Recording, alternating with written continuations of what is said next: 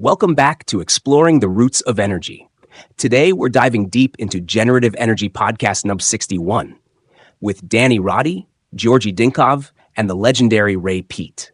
This episode covers a ton of eye-opening topics, from the risks of synthetic steroids to the metabolic roots of sleep apnea, and even why aspirin might be one of the best testosterone boosters out there. There's a lot to unpack, so let's get right into it. Segment 1. Androgenic steroids. Are they worth the risk? All right, so we're starting off strong with a discussion about Trestolone, MENT. If you haven't heard of it before, it's a synthetic steroid that's way stronger than testosterone, and some bodybuilders use it to pack on muscle fast. But here's the problem. Just because something builds muscle doesn't mean it's safe. Ray Peat points out that Trestolone has an extra methyl group, which can make it toxic to the liver. Dinkov adds that many bodybuilders are sacrificing their long-term health for short-term gains. And it's not just liver damage. These guys often end up with heart issues, infertility, and serious metabolic dysfunction down the line. Even the company that originally developed Trestolone as a male contraceptive abandoned it because the side effects were too severe. That alone should be a red flag. Key takeaways. Synthetic androgens like Trestolone build muscle, but come at a huge cost to your health. Liver toxicity, heart problems, and fertility issues are all major risks. Safer anabolic alternatives? Progesterone, thyroid hormone, and even aspirin. Peat argues these can support muscle growth without the crazy side effects. Segment 2, Crohn's disease. Is it really caused by bacteria? Next up, they tackled Crohn's disease, which is usually blamed on bacterial infections. The mainstream view is, oh, it's just some bad bacteria, so let's nuke it with antibiotics. But Peat has a different take. He says Crohn's is actually a metabolic disorder at its core. Here's what he means. Chronic gut irritation, poor digestion, and inflammation create an environment where bacteria thrive. So instead of just killing the bacteria, the focus should be on supporting the gut itself, reducing inflammation, improving digestion, and keeping stress hormones in check. And get this, one of Peat's favorite gut health tools? Raw carrots. Yep, raw carrots have a mild antibacterial effect that can help clear out bad bacteria without wiping out the good ones, like antibiotics do. Key takeaways. Crohn's isn't just a bacterial infection, it's a metabolic issue. Improving gut function and reducing inflammation is more important than just taking antibiotics. Raw carrots? Simple but surprisingly effective for gut health. Segment 3. The problem with nitric oxide and the Viagra hype. All right, this next one is controversial. Viagra, nitric oxide, and blood flow. Nitric oxide boosters are marketed as miracle supplements for circulation and erectile function, but Peat argues they actually do more harm than good. The problem? Nitric oxide is a highly reactive free radical, meaning it can cause oxidative stress, inflammation, and tissue damage. Peat even suggests that the pharmaceutical industry pushed the nitric oxide hype because of Viagra, but long-term, it can actually accelerate aging.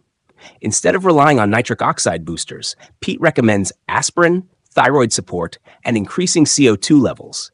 These improve circulation without oxidative stress. Key takeaways. Nitric oxide is not the health booster it's marketed as. Viagra works in the short term, but long-term exposure to nitric oxide might accelerate aging. Aspirin, thyroid hormone, and CO2 optimization are better ways to improve blood flow. Segment 4. Sleep apnea, CPAP, and the metabolic connection. Let's talk about sleep apnea. Most people think of it as just a mechanical issue. Your airway gets blocked, so the solution must be a CPAP machine. But Peat and Dinkov have a totally different perspective. They argue that sleep apnea is actually a metabolic problem linked to low thyroid function, which weakens breathing muscles, progesterone deficiency, which helps regulate breathing, CO2 imbalances. Many people with apnea actually hyperventilate, disrupting oxygen and CO2 balance. And here's something interesting. Peat mentions acetazolamide, a drug that helps retain CO2, which can actually improve sleep apnea symptoms. Key takeaways. Sleep apnea isn't just a mechanical issue. It's linked to metabolism, thyroid, and CO2 levels. CPAP machines treat symptoms but don't fix the root cause.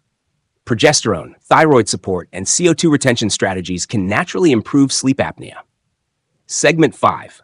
Herbs for DHT production. DHT, or dihydrotestosterone, often gets a bad rap, but it's crucial for male health, muscle growth, and libido.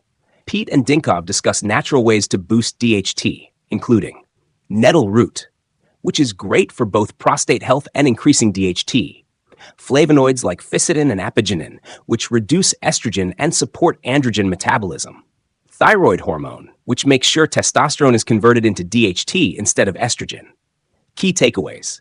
DHT is not the enemy. It's essential for male vitality. Certain herbs and flavonoids can naturally increase DHT. Optimizing thyroid function helps maintain proper androgen metabolism. Segment 6. Alcohol and Lipofuscin. A surprising connection. Now, here's an unexpected one. Alcohol and Lipofuscin, which is a waste pigment that builds up in your tissues as you age.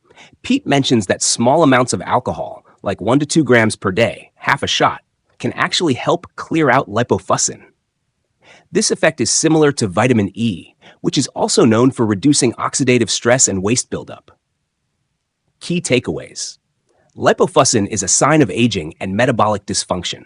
Small amounts of alcohol in moderation may help clear it out. Segment 7. Aspirin. More than just a painkiller? Peat has been talking about aspirin for years, not just for pain relief, but as a metabolic booster and testosterone supporter. Aspirin lowers estrogen by inhibiting aromatase, reduces stress hormones, supports mitochondrial function. And get this, there's a study showing that aspirin outperformed Xarelto, a popular blood thinner, in reducing clotting risk while being much safer.